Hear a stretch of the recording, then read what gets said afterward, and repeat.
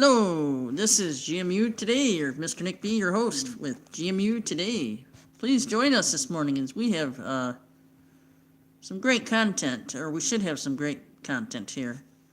Oh, YouTube, they're wanting to disrupt my live stream here with learn more, protect your privacy. How about they just do their jobs?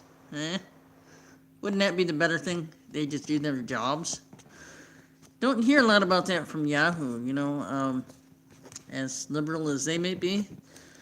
Anyway, so, good morning, USA. This is GMU Today. We're not the Today Show, and we're not Good Morning America. We are GMU Today on YouTube and Bitchute. And also, I thank my subscribers for hanging in there. CB Eagle, Carrie Love, Edward Black, Back to Bullshits, D Rob, Daniel Boone. Please remind me if I forgot anybody. But in particular, the top 3 people that have been commenting, subscribers have been commenting to CB Eagle. CB for short. We'll just call him CB for short. It's easier. And Daniel Boone and Deplorable Rob, I really thank the 3 of you for staying put and your interaction with this YouTube channel. I really think it encourages others to pop in. I think it really strongly encourages others to pop in who believe in the freedom of speech and all this. So we are GMU Today, not the Today Show, and not Good Morning America, and we're not CNN, and we're not MSNBC. We are GMU Today. Let's get right on. So at any rate, I'm going to share with you. I'm in South Carolina. It's not particularly a very nice day. I thought I was going to get some sun today, which would have been beautiful. I would have probably went out on they call it a lanai, but it's just a patio or a deck. So anyway, the following the New York Post, if I can get it up.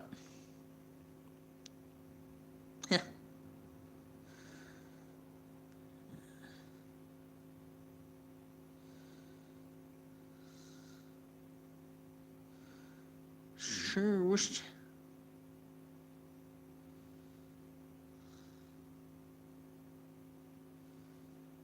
You know what? Let's go with something a little different today for the first report. So, good morning. This is GMA. I'm glad that anyone can join me and has joined me. I appreciate you. Here's a kind of a sad, and it's kind of a sad story, but yet a heartwarming story, I believe. Won't happen every morning, but we'll try to get it going. So anyway, from the New York Post, Christine Nazmaya, I hope I got that right, Gabrielle Faroche, March 1st, 2019, 7:30 p.m., updated. Hero dog died saving Upper West Side couple from fire. He made the ultimate sacrifice for his best friends, and Upper West Side couple is mourning the loss of their hero husky Riku, who saved them from a fire early Friday morning but perished before he could escape. The two-alarm fire broke out on the second floor of a 5-story building at West 76th Street near West End Avenue at 1:35 a.m. The FDNY said engaged couple Quinn Demarest and Monica Molina were sound asleep in their first floor apartment when their beloved dog came into the bedroom to wake them up and alert them to the Demarest told the Post while recovering from the blaze. But the couple, thanks to Riku, fled to the hallway, pulled an alarm, and started knocking on doors to alert neighbors. The apartment building was filling with smoke, and it was time to get out. Riku let us knock on the doors and set off the alarm that saved everyone, Demarest said. Once Monica was safely out of the building, Demarest went back in for Riku, but it was too late. I came back, but the fire was too big. I guess in that regard, once your dog wakes you up and you get more alert, get the dog out of there. I don't know. Maybe in a critical time like that, maybe there's not. Yeah, possibly there's not enough time to think. That way, your critical thinking skills may be just on the actual urgent need. But perhaps just keep the dog with you. You know, the dog. I just don't know if the dog needed. You know what I mean? That's one beautiful thing about a dog. They know, and they tend to save their owners' lives a lot. And so anyway, I came back, but the fire was too big. I couldn't get him out. The heartbroken dog died. Dad said, heartbroken dog. Dad said he was too distraught to say anything else about Riku. But photos of his and his fiance's Facebook in his fiance's Facebook page just show Riku playing in the park, frolicking in the snow and trying on silly Halloween masks. It is still very raw. I cannot talk about him now. Demarest said. Another resident who lives in the first floor also said she was suddenly awoken when the fire broke out. I heard screaming from the hallway. Eve Letterman said, not Letterman as in David Letterman, but another Letterman. It might be Lederman. I was like, whatever, but then I kept hearing the screaming. I turned on my light just to see what's going on, and there was water everywhere, black smoke. William Joyce, 60, a lawyer who lives in the building next door, said he immediately ran outside when he smelled smoke. As soon as we stepped outside, we saw this inferno bellowing out of the window. Joyce said, it was like a movie. 7 civilians and 1 firefighter were taken to the hospital with non-life-threatening injuries. The FDNY was dispatched 25 units and 106 firefighters and EMS workers. I'm going to play a clip of their video.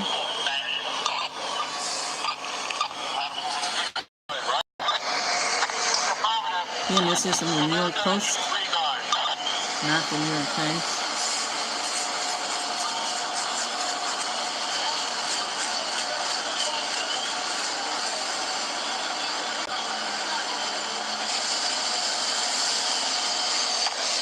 Okay.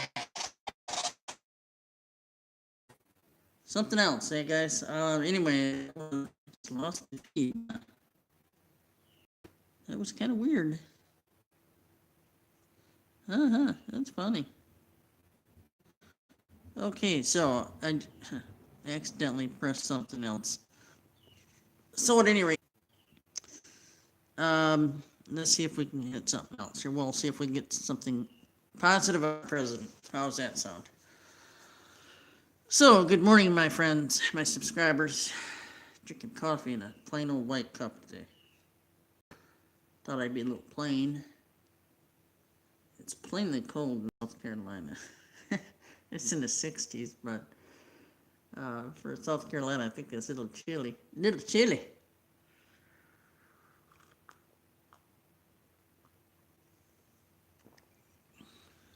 Because Michigan was near 30 yesterday, so. Now I'm talking about northwest lower Michigan. There's a weird sound around here. I don't know what it is, man. But at any rate, let me go check the coffee maker. I'll be right back, my friends. I will be right back. Don't hesitate to go grab some coffee. How's that sound? All right, be right back. 1 sec. I'm coming, guys.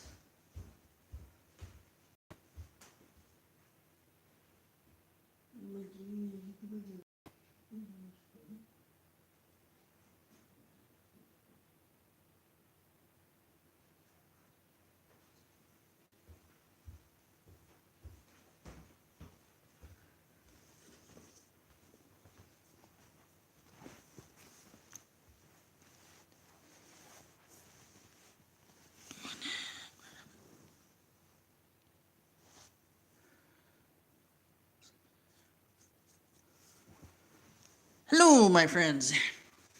Welcome to GMU Today.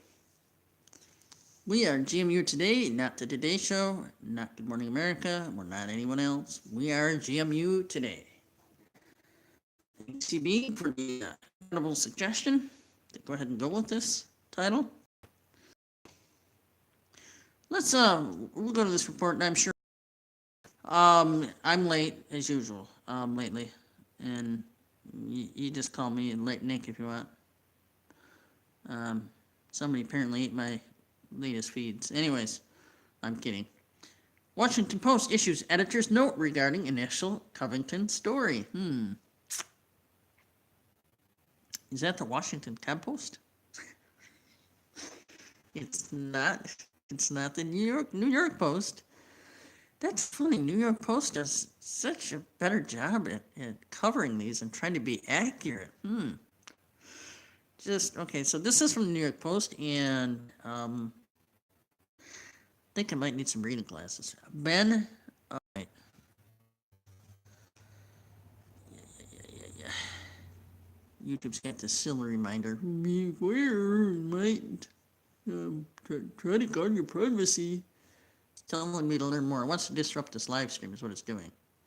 So, any of you that live stream on YouTube and you see this stupid notification, ignore it, because YouTube wants you to interact with them to make sure you know what they're talking about, and they know what's best for us. Yeah, just do their jobs. Washington Post issues editor's note. Let's start over. Washington Post issues editor's note regarding initial Covington story. This is March 2nd, 2019 by Ben Furhard. Anyways, the Washington Post on Friday issued a lengthy editor's note concerning their story about the Covington Catholic controversy, acknowledging that a more complete assessment of what occurred emerged after its initial story. Wonder about that. The editor's note concerned a January 19th report about the incident involving a confrontation between Kentucky high school student Nicholas Sandman and a Native American activist near the Lincoln Memorial the previous day. Subsequent reporting, a student's tag nab advertisements. Okay, the Washington Post on Friday issued a lengthy editor's note concerning their story about the Covington Catholic controversy, acknowledging that a more complete assessment of what occurred emerged after its initial story. The editor's note concerned a January 19th report about the incident involving a confrontation between Kentucky high school student Nicholas Sandman and a Native American activist near the Lincoln Memorial the previous day. On the confrontation, if they're doing it on a particular day and a more complete story emerged the next day, I think you reported on something too where you didn't have all the facts. So get the facts out there, and then have it on demand.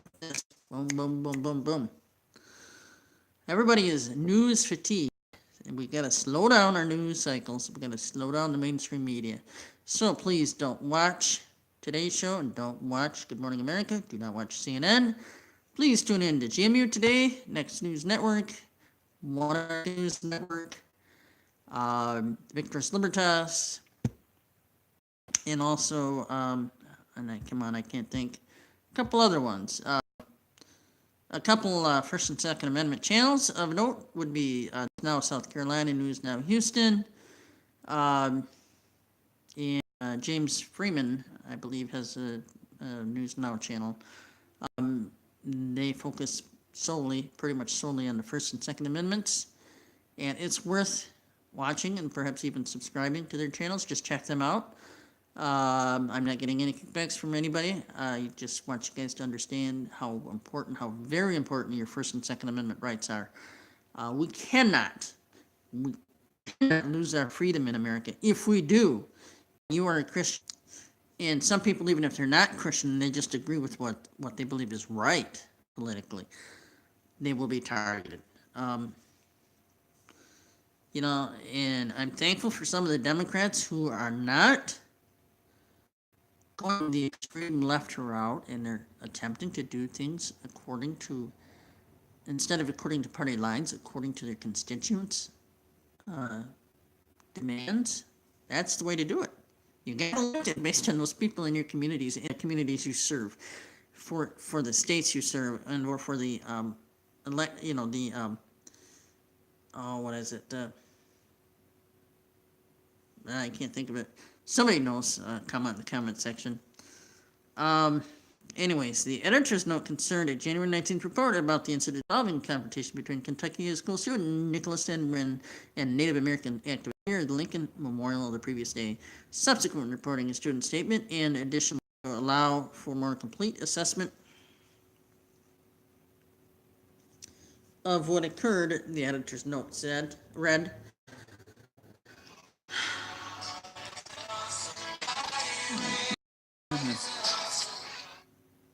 Shucks, I just... Okay. I can't disrupt the feed here.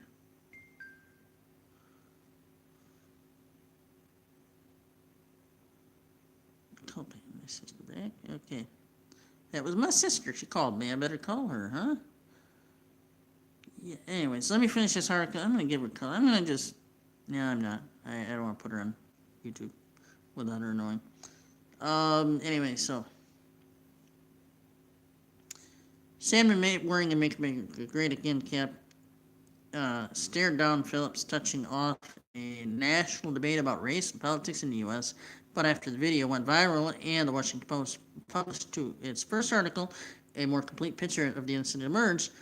Video showed the students were viciously taunted. The students were viciously taunted by black Hebrew Israelites who yelled obscenities at them before Phillips entered the area. Videos show Phillips intervene between the two groups and confront the students. The editors added that the report included unverified claims, including the Covington students blocked Phillips from walking. They taunted him and other members of the group. And the students instigate